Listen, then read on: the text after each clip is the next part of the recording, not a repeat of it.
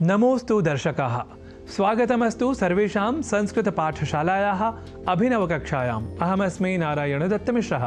संस्कृत पाठशाला की कक्षा में आज पुनः शब्दों के शुद्ध उच्चारण और शुद्ध लेखन को बताने के क्रम का कर लेते हैं आरंभ आज के विशेष शब्द के साथ, जहां हम सामान्य रूप से उच्चारण और लेखन में कर जाते हैं अशुद्धि, और वह शब्द है उपरोक्त।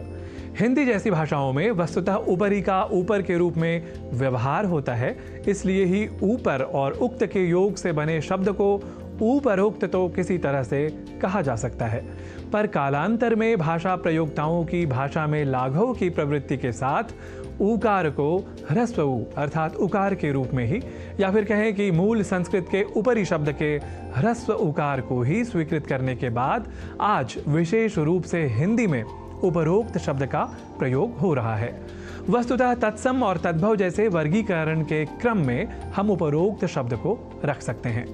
उपरोक्त का मूल और संधि सहित शब्द तो उपर्युक्त ही सर्वथा शुद्ध है, जहां ऊपरी और उक्त इन दो शब्दों के मेल से बने उपरोक्त शब्द में ऊपरी का अर्थ ऊपर है और उक्त का अर्थ कहा गया यह होता है। तो ये सब जानने के बाद आप समझ ही चुके होंगे कि संस्कृत भाषा में या फिर शब्द की सर्वथा शुद्धता को ध्यान में रखकर उपरोक्त इस शब्द का प्रयोग अवश्य ही नहीं किया जाना चाहिए, अर्थात उपरोक्त के स्थान पर उपर्युक्त कहा और लिखा जाना शुद्ध है, यह हमें अवश्य स्मरण रखना चाहिए। तो उपर्युक्त इस शब्द से बने वाक्यों के अभ्यास से हम उपरोक्त इस अशुद्ध उच्चारण और लेखन से स्वयं को दूर रख सकेंगे। इस उद्देश्य के साथ प्रस्तुत हैं कुछ वाक्य। उपरि लिखितमेव वचनम उपर्युक्तम न तो उपरोक्तम, अर्थात ऊपर में लिखित वचन ही उपर्युक्त कहलाता है, उपरोक्त नहीं।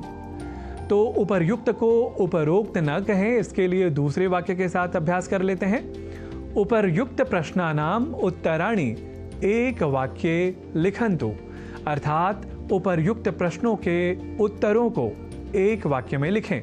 अपि जानाति भवान उपर्युक्त पद्यांशस्य रचयिता कः इति? क्या आप जानते हैं कि उपर्युक्त पद्यांश का रचयिता कौन है? अगला वाक्य लेते हैं। अपि उपर्युक्तम उद्धरणम समीचीनमस्ति। इसे हिंदी में कहेंगे, क्या उपर्युक्त उद्धरण ठीक है? तो देखा आपने, ऊपर में कहा गया या ऊपर में लिखा गया, इस भावार्थ के साथ जो एक संधि सहित शब्द हमारे द्वारा प्रयुक्त होता है, जो व्याकरण अनुसार या संस्कृत की प्रकृति के अनुसार सर्वथा शुद्ध है, वह उपर्युक्त कहलाता है, न कि उपरोक्त। इन वाक्यों के अभ्यास के साथ आप सभी ने अब अवश्य ही यह हृदयंगम कर लिया है। इसी आशा के साथ हम आप सभी से चाहेंगे आज की संस्कृत पाठशाला की कक्षा से प्रयाणार्थ अनुमति। पुनरपि नूतनम शब्द विशेषम स्वीकृत्य तदीय शुद्ध प्रयोग विषये भवतः भवतीः च सवाक्य प्रयोगम प्रेरयितुमायास्यामि। तावत् सर्वान् नमामि।